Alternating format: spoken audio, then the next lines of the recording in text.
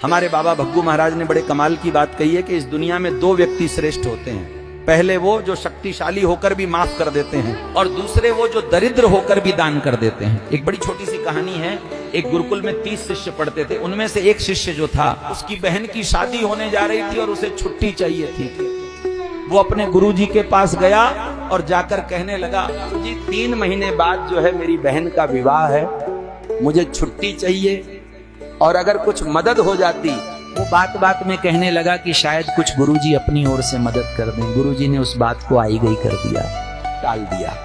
जब शादी की जो तारीख थी, तिथि थी, वो पास आने लगी तो गुरुजी ने उसे बुलाया और कहा, बेटा छुट्टी चाहिए, चले जाओ और एक किसी शिष्य को ले जाओ अपने साथ, ताकि तुम्हारी मदद करेगा, तुम्हारे किसी मित्र को ले जाओ। उसने कहा ठीक है गुरुजी। फिर से उसने वो कहा कि गुरुजी कुछ मदद हो जाती है। गुरुजी ने बात को आई गई कर दिया। जब दोनों शिष्य निकलने लगे तो गुरुजी आकर कहा, ये 5 अनार ले जाओ, यात्रा में काम आ जाएंगे।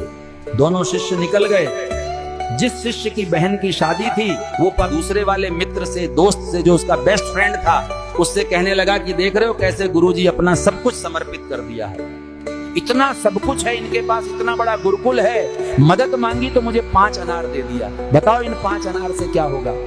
दूसरे वाले ने कहा कि भाई गुरुजी ने दिए हैं तो कुछ सोच समझ के दिए होंगे, सब अच्छा होगा। यात्रा चलती रही। आधा सफर जो है कट चुका था, रेतीले इलाके में से जा रहे थे। तभी जब ये दोनों वहां विश्राम करने के लिए रुके थे, तभी इन्हें मुनादी की आवाज सुनाई दी। राजा का एक व्यक्ति आकर के ढोल बजा करके चिल्ला चिल्ला करके कह रहा था कि क्या किसी के पास में अनार हैं। दोनों शिष्य जो थे एक दूसरे को देखने लगे और सोचने लगे अनार तो हैं। जाकर के मिले उस व्यक्ति से, कहने लगे हाँ भाई अनार तो हमारे पास हैं, चाहिए क्यों। उस व्यक्ति ने बताया कि राजा की बेटी बड़े दिनों से बीमार है और वैद्य जी ने दवाई दी है जिसे अनार के जूस जो रस होता है उसके साथ ही दी जा सकती है। अब अनार कहां से लाएं, हमारा तो रेतीला इलाका है। ये जो दोनों शिष्य थे उन्होंने कहा कि अरे हमारे पास में अनार हैं, 5 अनार हैं। उसे वो अनार दे दिए। व्यक्ति जो इनको साथ ले गया राजमहल में, राजा बड़ा प्रसन्न हुआ। राजा ने बुलाया और बड़ी आओ भगत की, बोले वाह कमाल हो गया, मैं तो सोच रहा था कि मेरी बेटी अब बचेगी नहीं, लेकिन ये अनार पता नहीं कहां से प्रभु कृपा से यहां तक पहुंच गए। आप दोनों पता नहीं कैसे यहां पहुंचे, सफर में मिल गए, सब कुछ ठीक हो गया। बताइए मैं कैसे आपकी सेवा करूं। जिस शिष्य की बहन का विवाह था उसने कहा बस हमें जाने की आज्ञा दीजिए, मेरी बहन का विवाह है, मुझे वहां पहुंचना है।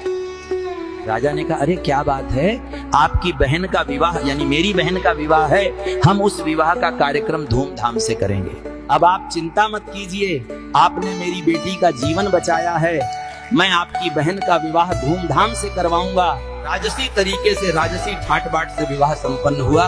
देखते रह गए लोग कि क्या बात है। गरीब परिवार का व्यक्ति था वो शिष्य, जो था बच्चा था गरीब परिवार का, लेकिन धूमधाम से शादी संपन्न हुई। जब वापस दोनों शिष्य जा रहे थे गुरुकुल की, तो जो बेस्ट वाला फ्रेंड था उसने कहा अपने मित्र से जिसकी सिस्टर की शादी थी कि भाई मैंने कहा था ना गुरुजी ने कुछ भी जो वो देते हैं, जो भी वो कहते हैं ऐसे ही नहीं कहते, उनकी योजना बहुत कमाल की होती है। उन्होंने 5 अनार दिए तो कुछ सोच समझ के दिए होंगे।